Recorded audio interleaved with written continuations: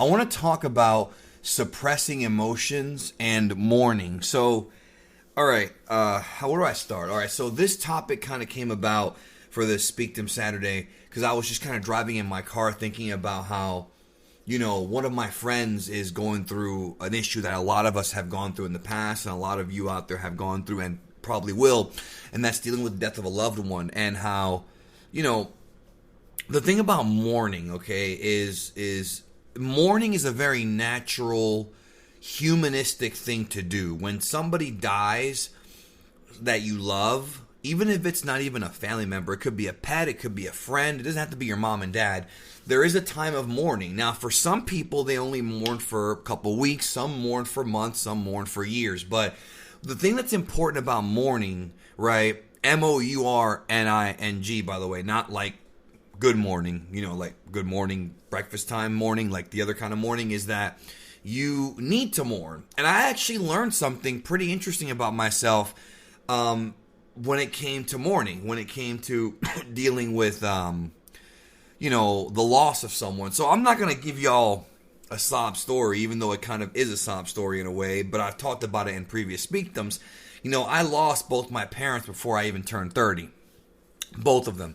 And my brother and my aunt died way before my mom and dad did. Actually, my aunt died about a year before my mom did, and they were twins. So that's creepy.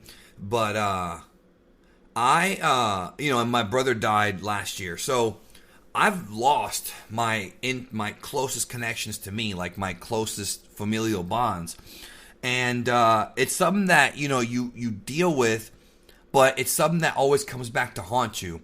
But the thing is, you have to properly mourn, and everybody's version of mourning is different. So when you lose a loved one, what typically happens in most companies you work for is they give you like 3 days of bereavement, usually, right? So a lot of companies nowadays are saying take as much time as you want, but you can't take a month off. You just can't do that. So usually it's 3 days, sometimes 5 days. And I'll tell you this, for me, 3 days is not always enough. But the important thing for somebody like me is that when I went through mourning, it is something that, I had to deal with. And what I tried to do to kind of, get through the day is to get focused on my work, right? I was focused like, tractor beam right on my work. And it's interesting because what ends up happening here, at least with me, I can only speak for myself, but I'm sure it's not that different for other people, is that you end up getting distracted with your work, but then when you leave and you go home and you're kind of alone for a while, that's when your mind starts to mess with you, and then the mourning process comes right back, so you start crying and things like that. And I just want to say that there's nothing wrong. Obviously, most of you who are mature know this, but there's nothing wrong with crying over a loved one or crying over a relationship ending. Like, if you're in a relationship, and your girlfriend breaks up with you, or boyfriend or whatever, don't ever let anybody tell you you're not allowed to cry. You know what I'm saying? You're not. Even if it's a short-term relationship, even if it's like more of a rejection, your ego is bruised and it manifests itself in tears. Let it out. There's nothing wrong with that. If you have to go to your room by yourself, a bathroom, whatever, let it out, because it's healthy. It's actually been proven scientifically it's healthy to cry. And sometimes what ends up happening is and this happened to me, you go through this phase where you become so involved in your work or in hanging out with friends, which is healthy. Like, you should hang out with friends if you're in the mourning process, but you end up suppressing a lot of emotions, right? That's what I did. So, I went through a pretty bad breakup at one point in my life, and it was bad. It was like a multiple year long relationship, and I, as the breakup process happened, I went into, I was emotional throughout the entire thing, but I tried to focus on my work, just work, and it helped a lot, But what ended up happening was, after some time, there were instances where that feeling of sadness feeling of loss, because mourning is just feeling of loss. It doesn't have to be like the death of somebody. It could be somebody moves away even, but at least you can contact them. But we're talking about real mourning, and real mourning is like hard mourning is usually something that's irreplaceable. Like, again, death or divorce or breakup, like something like that. It's just you don't come back from it, right? It's just very rare. Well, death you definitely don't come back from. Breakups you can probably fix it, but we're talking about like real breakups, like we're done, you know what I mean? And it's just crazy because, I suppressed all this emotion, then one day it just came out, boom, and I just started crying. I mean, like, I'm crying hard, yo. This is not even like a little, no, I'm like screaming crying, right? And a few of my close friends know this story. I'm telling the story publicly now, because I want people to kind of, to speak them, right? And I'm just bawling, dude. Like, I mean screaming. Have you ever had like a scream cry? Like, I never have until this happened, including when my parents passed away. Like, when my parents passed away, it was weird because they passed away, but I was strangely, like, when my parents died, I was strangely, like, in a weird way, sort of in peace, because they weren't suffering anymore, right? You know what I'm talking about? Like, you're sad selfishly because you want them to be there for you, but in some ways it's better because they're not suffering. So that kind of, it was different, it was more that finality. With this, knowing the person is still alive, it's different, man, because when you're mourning a breakup or a divorce or whatever, the end of a relationship, it's different because they're still out there. You know what I mean? It's a very different kind of emotion, and you start feeling lots of guilt. You start to backtrack on the mistakes that you made, on what you could have done better, which I might do a video about this separately, actually, because this is more about mourning. But I suppressed my emotions, and it all came out. And the problem is that when your emotions all come out, you tend to sometimes do dumb things. For example, and this is something I've seen a lot, you break up with somebody, or they break up with you, and like a few months go by, you suppress your emotions, you let it all out.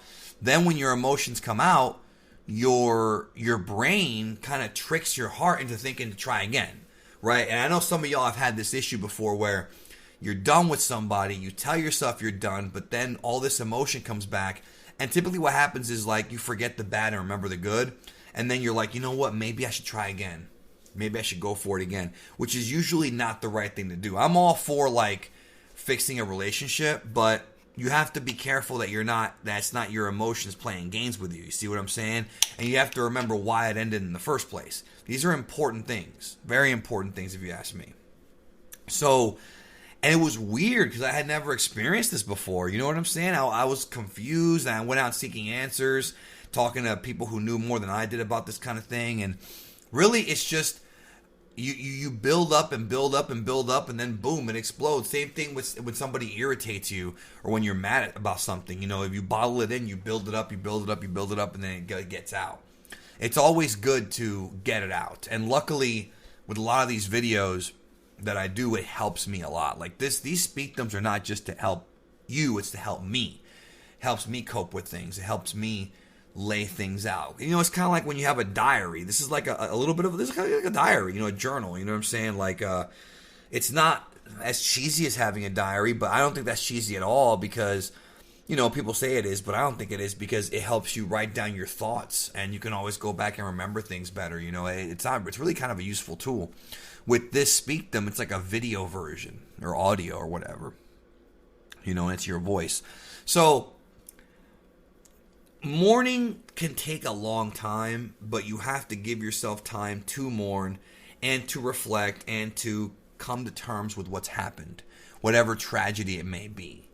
It takes time. But never be afraid to mourn.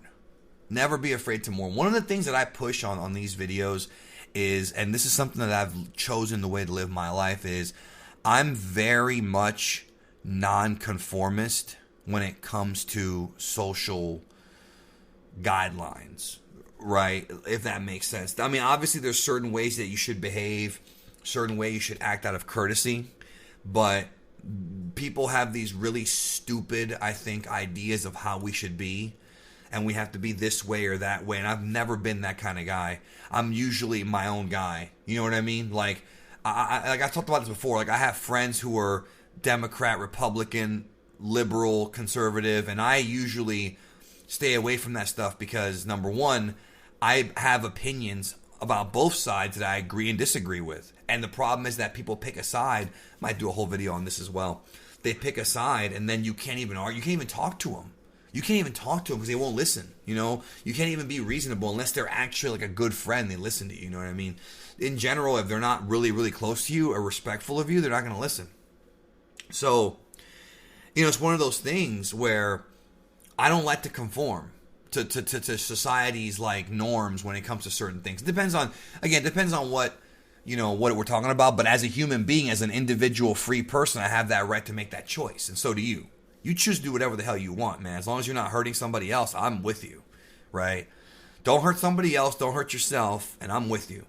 But when it comes to mourning, yo, if you gotta take a couple extra days off, yo, use some sick days to mourn, go for it. Don't even sit there and second guess it if you really need it. If you really need it, if you can't live your job, if you can't live your life and work your job without crying in front of customers or whatever, which, you know, hopefully most of them will understand. I think most of them will.